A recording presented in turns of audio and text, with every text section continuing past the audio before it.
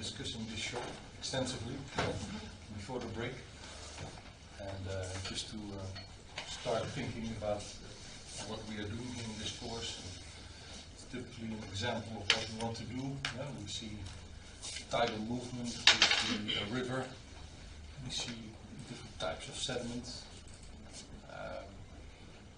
sand and mud.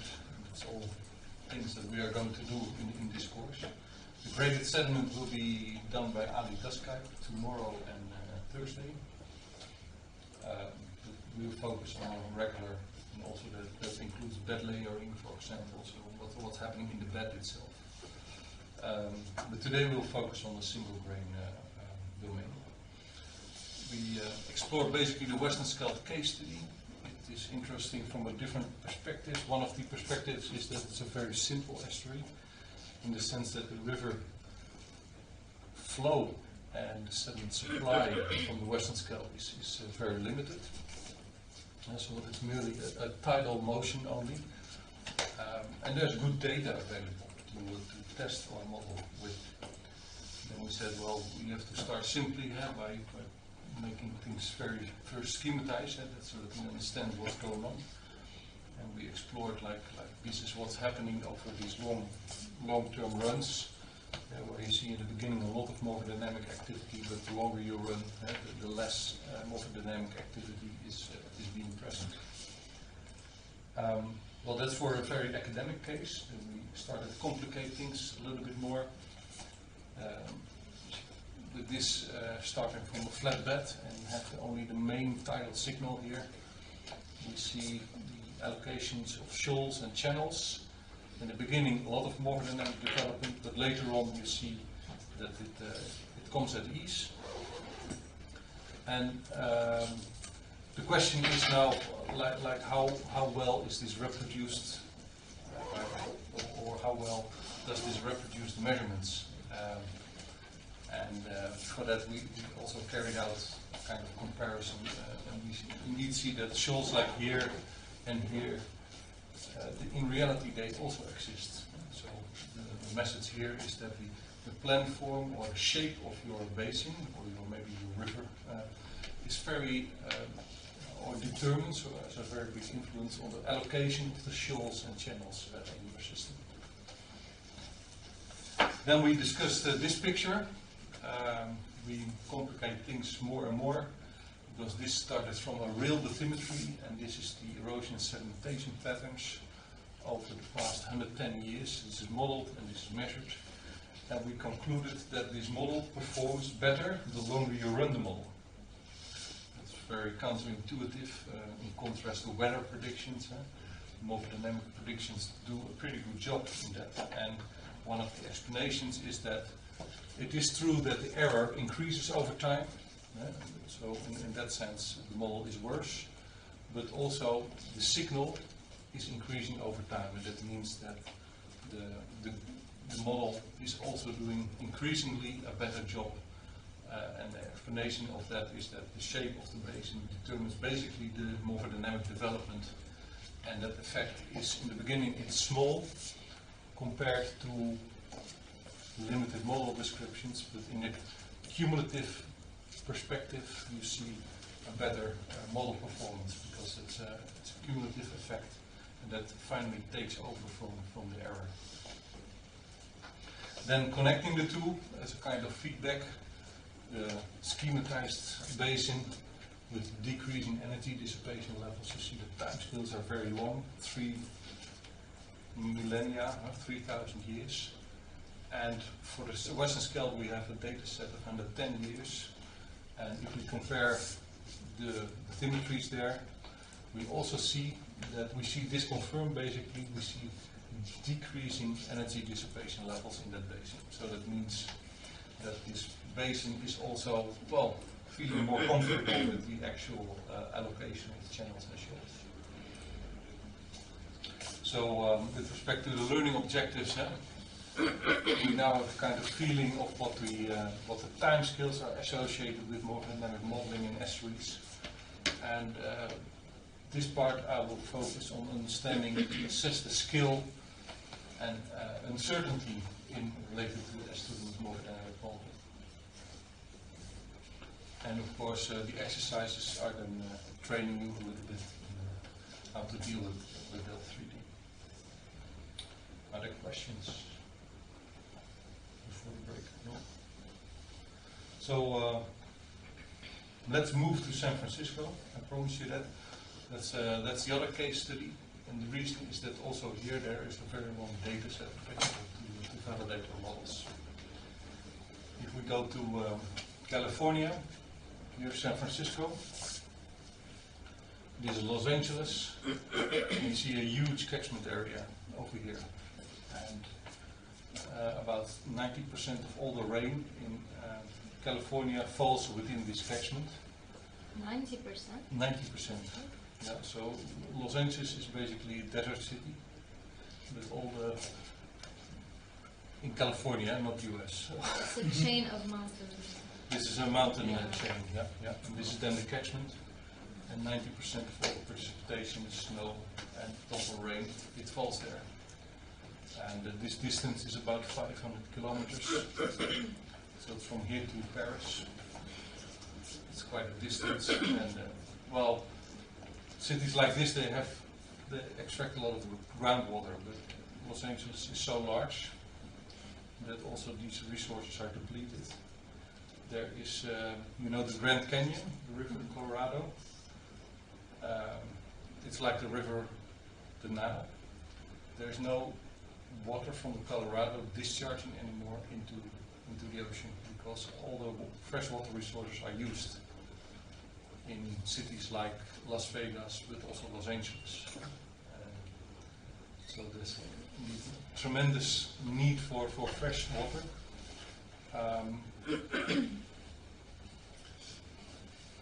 At the moment, there's canals there's two rivers, the Sacramento River and the San Joaquin River. They confluence here, and they discharge into the ocean over here. And there's a canal going to Los Angeles, a freshwater canal to provide extra freshwater resources.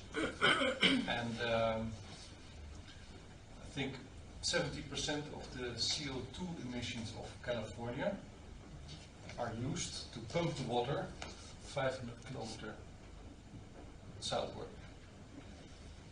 No, not 70, it must be 12% of it. 12% of the CO2 emissions in California are dedicated to pumping the water southward. And that's over a mountain range of about 100 to 200 meters. So there's a lot of pumping facilities. I think they have a special nuclear power plant to secure the fresh water. So it is,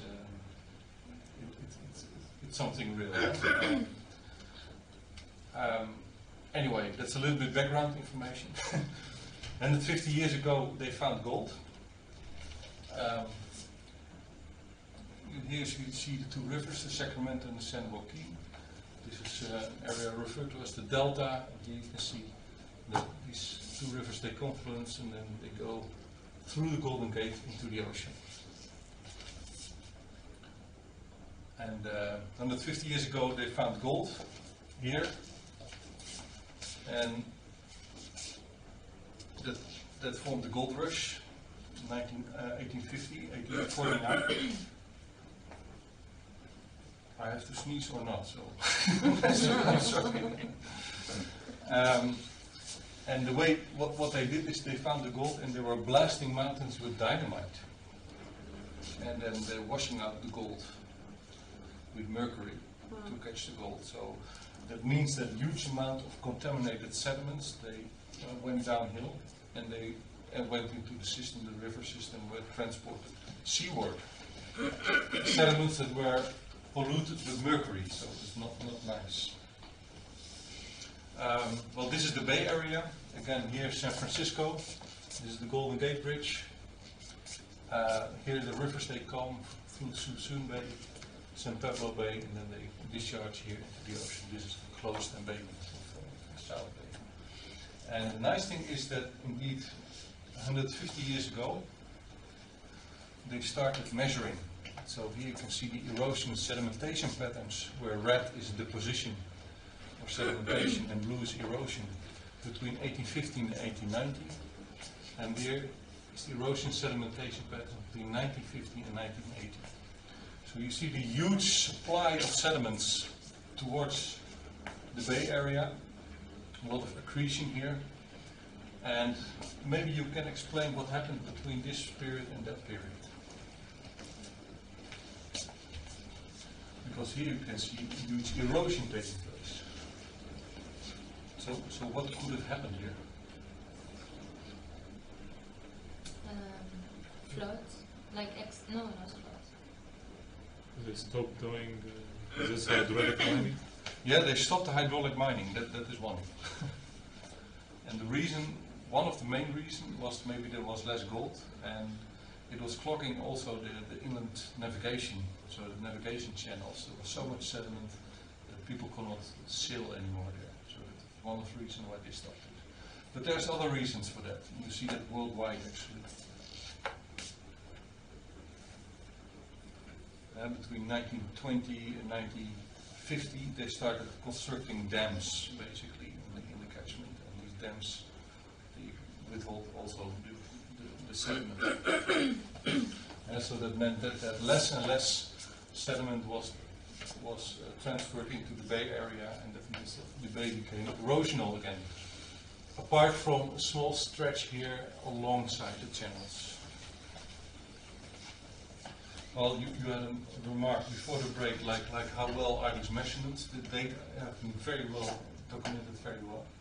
So it's exceptional. And this is just an overview of how they did it. So there's three characteristic periods. One is indeed the hydraulic mining period, and that stopped around 1890. So it's a period of about 40 years that was hydraulic mining.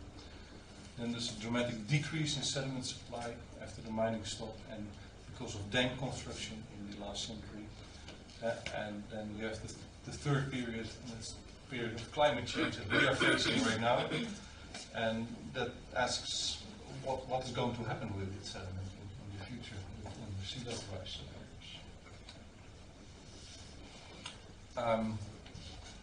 This is again the detail of the deposition patterns. So it's about 8 million cubic meters per year that deposited in between 1856 and 1887. And this is the erosional period, where the erosion was about 0.8 million, so it's an order of magnitude smaller than the depositional volumes. And about 15 years ago, they came to us, and the USGS said, "Can you hindcast this with Delft 3D, this development?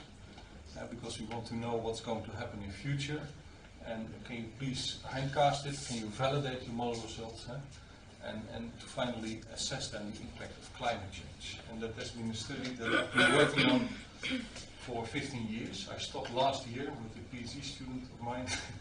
Hesham Ameledi, we talked about him, and he kind of gave the answer to this, but it took me 15 years to finally answer it. So the first question is, can a process-based model like Delft 3D reproduce these sedimentation patterns? And well, you all know Delft 3D by now a little bit. The environment was muddy, it was sandy. 3D, there's salinity, intrusion, there's fresh water flow, all kinds of mixing processes going on. Waves are important because it's an intertidal flat, so we had to do all the features of Delft 3D. We had to apply it in this case. That's what you do, because you see the processes, so you want to include them.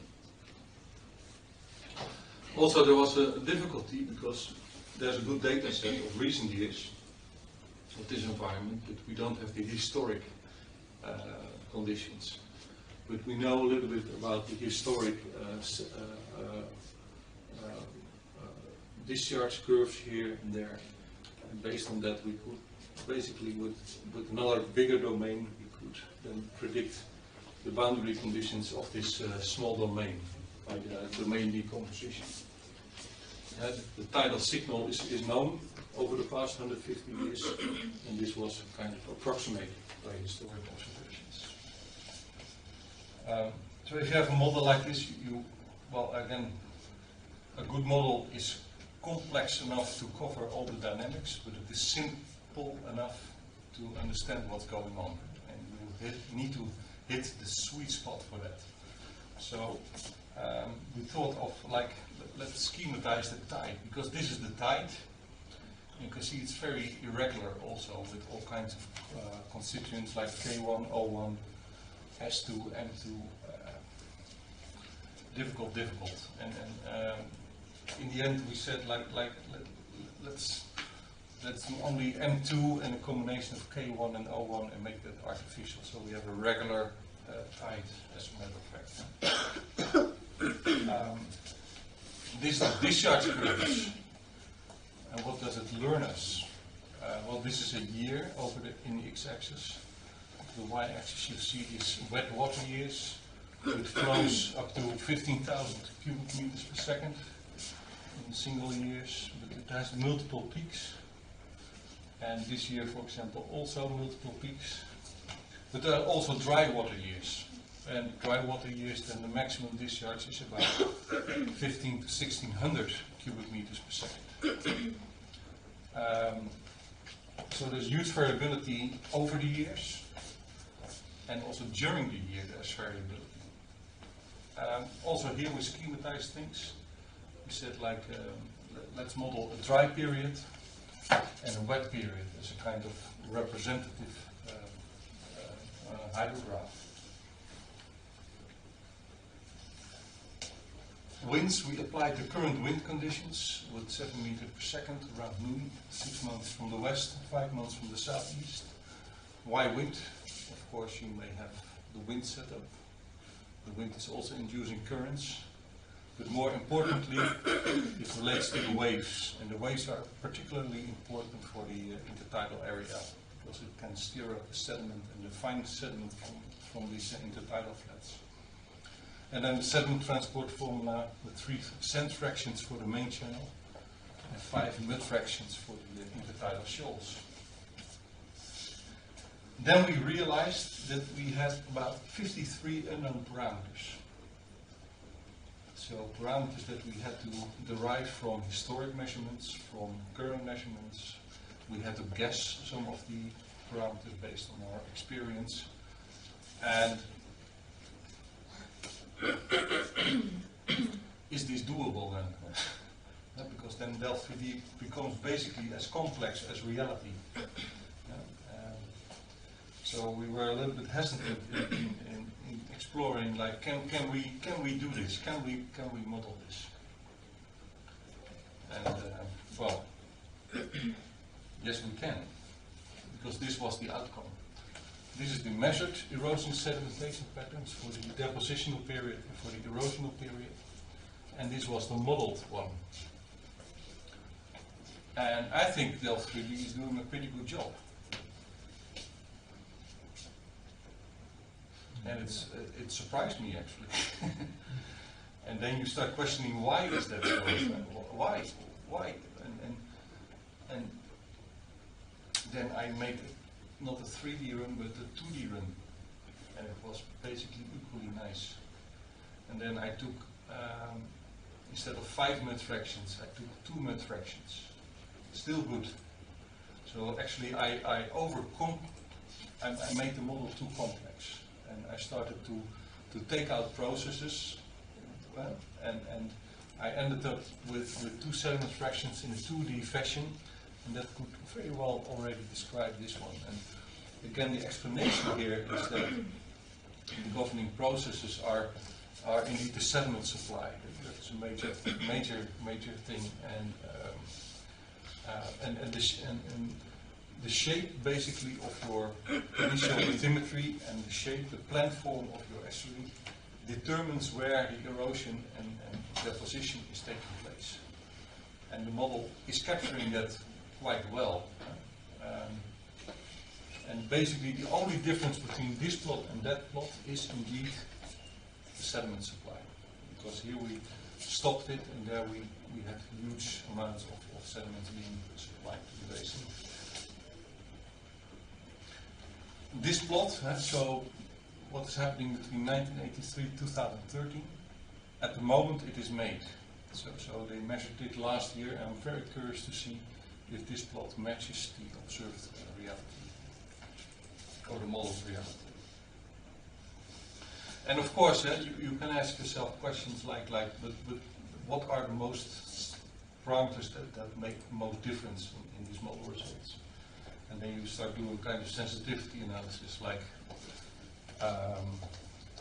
varying the concentration, varying the critical shear stress for erosion, the erosion factor, the fall velocity of the sediment, the diffusivity.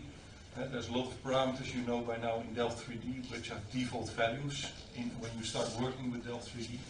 Which not necessarily have that value in reality for your particular case study. The roughness, the river discharge, and the wind.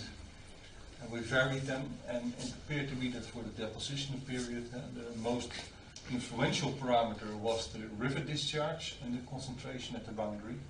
That's basically the sediment supply. So the sediment supply itself is a nice calibration parameter here. And for the erosional period, it appeared to be the wind. So you see here the straight line is the measured quantity. You see all the variability here for the different model parameter settings. And here you can see the largest impact of a lower wind or a higher wind. And that's basically the waves. So the wind, they generate the waves, and they erode basically the shoals. So in that sense, for the erosional period, it was a very important parameter.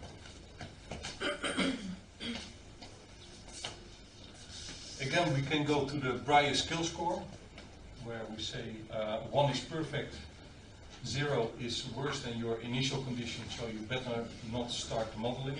And anything between 0 and 1 is fairly good. The Western Scheldt case was about 0.5 at its maximum. And here we see for the depositional period, we see kind of values between 0.2 and 0.3. And the dotted line is when we take into account the accuracy of the measurements actually. And for the erosional period, which is still doing a pretty good job, I'm going back here. So this is not bad. I mean, we certainly covered some of the developments over here, but still you can see that it's a negative value. So, yeah, what does it tell us? It tells you that, well, the different model parameter settings has a nice influence on the model results. In terms of the Breyer skill score, that is more easy to do to predict the depositional period than the erosional period. Why would that be? Why would that be? Why would the depositional period be more easy than the erosional period? Easy or? Yeah, well, to model. I mean, the skills. Why are the skill scores higher here than they are over here?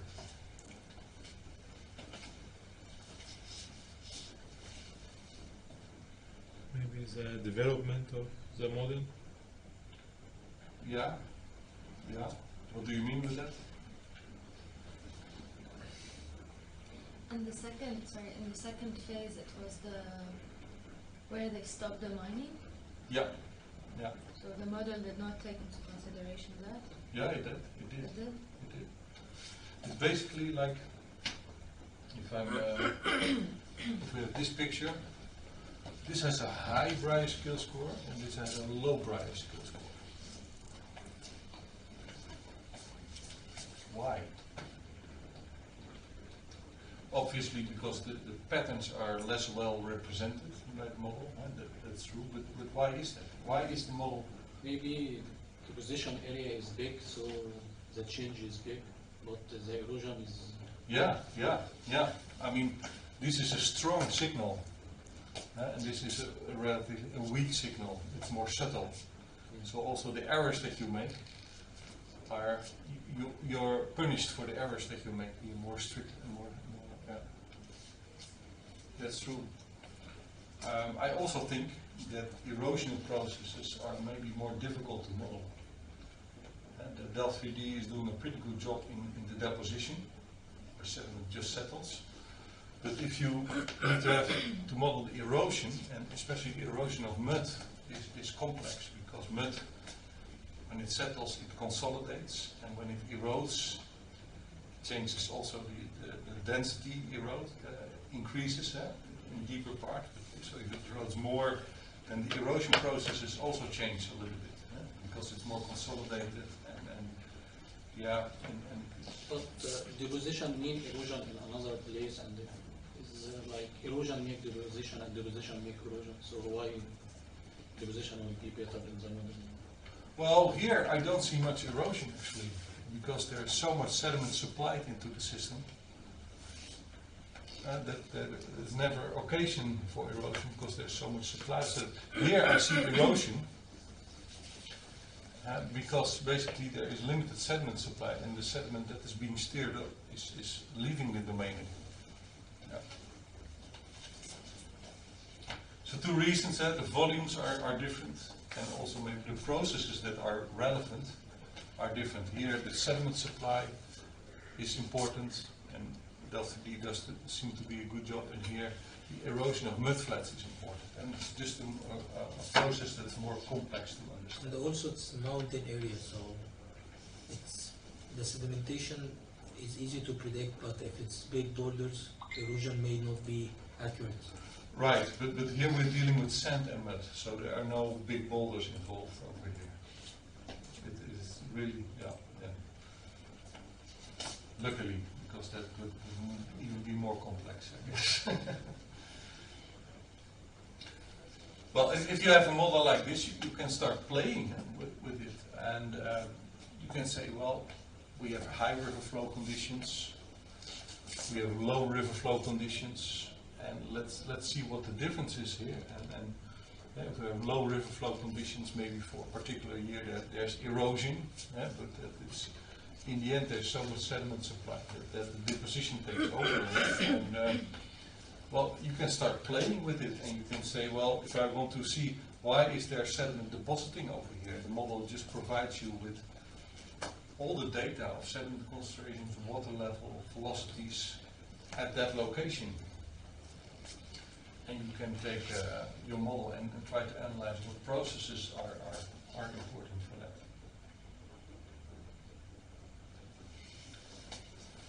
The next question is then, if you think about the fact that you have one realization of your measurements, and you have the variation of your, you don't have the best model setting, but there's always uncertainty related to your input parameters, like the concentration, like the sediment properties, like the wave action. So that uncertainty also causes uncertainty in your model outcome.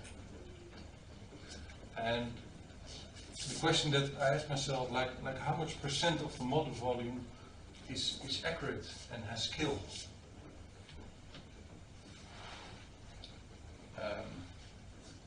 So I define two things, accuracy and skill here.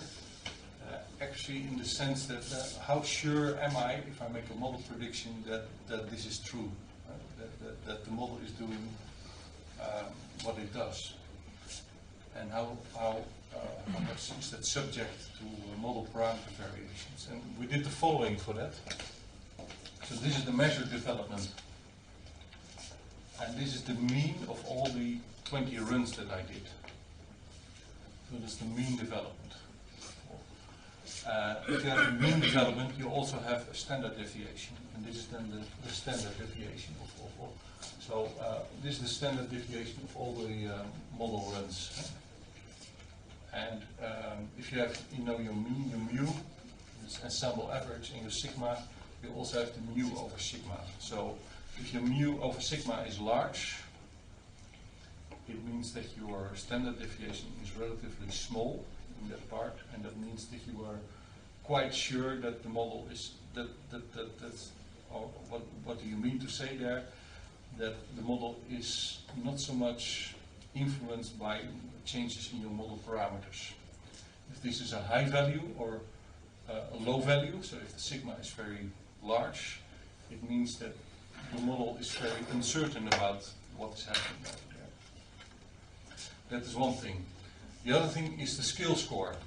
We discussed that before, and the skill score answers the question like, how well do your model results look like observations? And that is the Braille skill score. When it is 1, it's perfect. There's areas that are perfect, that is here. But there are also areas in blue that are not perfect because they have a low value. And then you can, for example, say, define as a criterion, like I want to have the areas where my mu over sigma is larger than 3, so the model is very accurate, and I want to have areas where my skill score is larger than 0.5, so that I know the model is doing a good job, and I'm quite and the model is not so much influenced by the model parameter variations. And then the dark areas are then 0 and the white areas are 1. And you can multiply this by this volume, and then you have the percentage of volume which meets these criteria.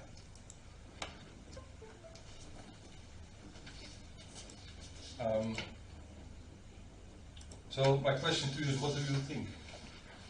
How much percent of the modeled volume is accurate and has skill? 50, 60. 50, 60%? Yeah. Let's see. 64. Yeah, we can also do that for the for another period.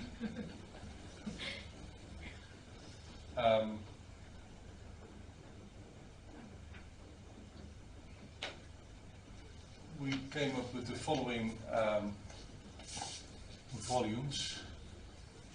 So the accuracy is about 90% for the depositional period. The skill score with this criterion is about 60%. And the combined effect is about 53%. So you're right. And again, by looking at it, we already make a nice judgment of what's going to happen. It's also important to put it into numbers. But you see that the performance is already weaker for the erosional period because, well, there the observations and the model results do not match that nicely. Sorry, how did you calculate the CI? Yeah, the CI I calculated like this, like 1 in resemblance of the Braille skill score. Yes, but for the last one you were showing in the table, there was 2 indices, the CI and the PSS also. Yeah. So it was fine. How was finally the result made? Like 53%. What is it? That was basically multiplying this one. So you determine the areas where this holds. Okay. Okay. And this holds, and you multiply it with the volume. Yeah. Sorry.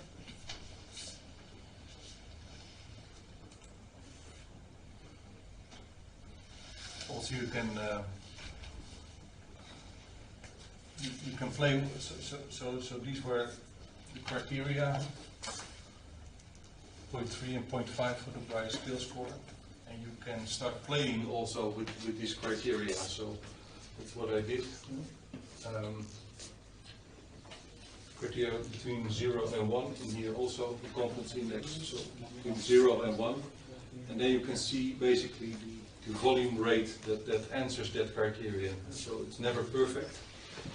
That's why here the values they drop.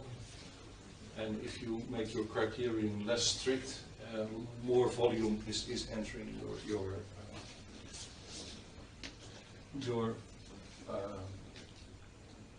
more volume is entering or is meeting this criteria.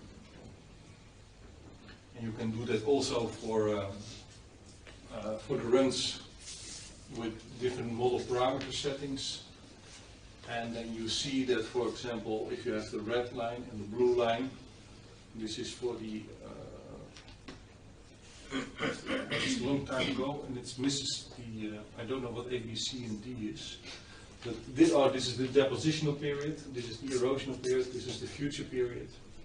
And this picture basically explains you that variations in the erosion factor and critical shear stress have most impact on the have most impact on the model results. And here it's more the river discharge. So some concluding remarks here. Model performance should be expressed in terms of skill and uncertainty. 4 more slides and then I'm finished and you have a break. We want to answer the question also on sea level rise. And that's what the PhD student of mine did. We imposed a rise in sea level, and these are then the erosion sedimentation patterns. This is a constant sea level, and this is the sea level rise. And you can see that leads basically to this figure, where this is the observed development, and this is the model development. And this is between 1856 and 1983. And this is then the difference. But if you take into account the sea level rise, so the validation was up to here. And if you take into account the sea level rise, you come up with the following scenarios and developments. So this parameter here is the intertidal area. And why the intertidal area? It's from an ecological perspective very important. Because for the birds, for the migratory birds, also for other ecological species. And here you can see that during the supply of sediment, the intertidal area increased tremendously. We can see under all scenarios of climate change, of sea level rise, that the intertidal area drops. And this is the foreseen sea level rise in 100 years, so that's what California is applying at the moment. And then you can see that intertidal area totally disappears. And that's a big disaster for many ecological systems, so that's why it is an important study. So we modeled here 250 years of morphodynamic development. And the hindcast provides nice confidence in the 100-year forecast. And one of the major conclusions of this study is that this intertidal area will slowly decay from about 70% to 2% in a century from now. Okay, that's what I had to tell you. I think we reached, hopefully now, these learning objectives, although you still have to work a little bit on the next case study or in the next exercise on delta propagation. If you have not finished your other exercise before the break, then you can also continue with that, but you can also start with the delta propagation. There's reading material available on the eCampus that basically is about the lectures that I provided. But maybe there are questions? Yeah, I have a question. What is the meaning of sand frictions and mud frictions? What's the meaning of sand fraction and mud fraction? Yeah, so in the runs that you did right now were with one sediment fraction, with one diameter. So Delta 3D can provide, you can fill in 10 fractions, so 10 different grain sizes, for example. Mm-hmm. And for the mud fractions, you can define different critical shear stress erosion or erosion factors or fall velocities. So that you can, well, I'm not sure what the maximum is, but I've seen sometimes runs of about 10 or 20 fractions. Mm-hmm. So that you basically allow diversification depending on the grain sizes. There's never a single fraction available in the S3. It's always a class of fractions, a range of fractions. And but Ali does Kijk tomorrow, he will talk about that. And he will talk about how to include that in your runs. And associated with that is you have the bed. And if you have multiple sediment fractions, it means also that you can have layering. So a layer of mud, a layer of sand, then a layer of mud again. And also that bed composition, as we call it, is something that you can work on. It's especially important for delta development and oil oil industry because they are very much interested in how these deltas evolve. And because of the oil and gas, is, when a mud layer is there, it seals off basically gas and oil, and that's very important. So Ali will talk about it that day, tomorrow or on Thursday. What is the current number? The current number, yes, I promised you to explain that.